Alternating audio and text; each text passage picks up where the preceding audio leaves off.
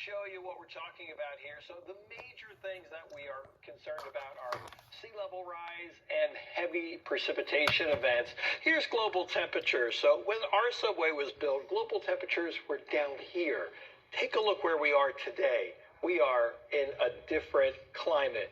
The city's the same, but the weather, the climate is definitely changed because we've changed the composition of our atmosphere by burning fossil fuels.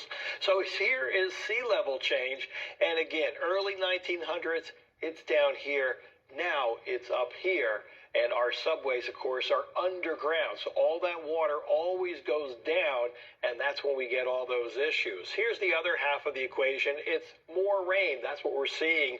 55% increase in downpours in the Northeast, and of course, that includes New York City. Here's the Climate Central chart showing the steady rise in heavy precipitation events. So, yeah, the MTA definitely has to adjust to this. Here's rising seas at the Battery, and this is going higher and higher, and that's only from 1950. Take a look here with coastal flooding days, and as we get into the 2000s, we're seeing more and more of these. And it's not only just from storms. Pretty much every full moon, we have the potential for what we call sunny day floods. Here's the story behind the more moisture and heavier rain events. The warmer we make our atmosphere, the more moisture it can hold.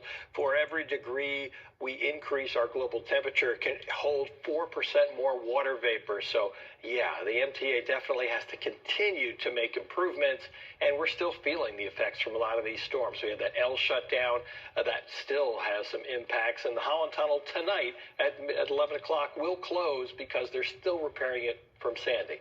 All right, here is Times Square right now, sitting at 39 degrees. Not a lot of folks out on this Wednesday night. Looking at our numbers for today, we did get to 40 degrees, which is our average this time of year. Our low is 34. Normal low is about 27. Here's our record low, -1. That was in 1920. So the subway was about 16 years old then. For tomorrow, we're talking about a little bit of sun in the morning and then clouds in the afternoon.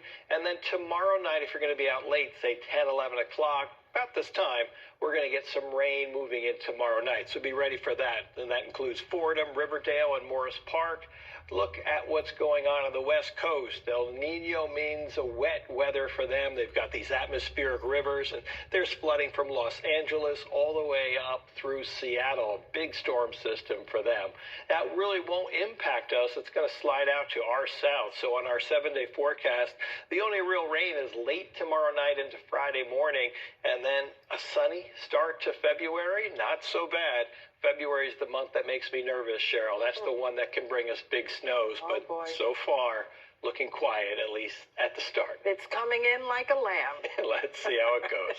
John, thank you. Sports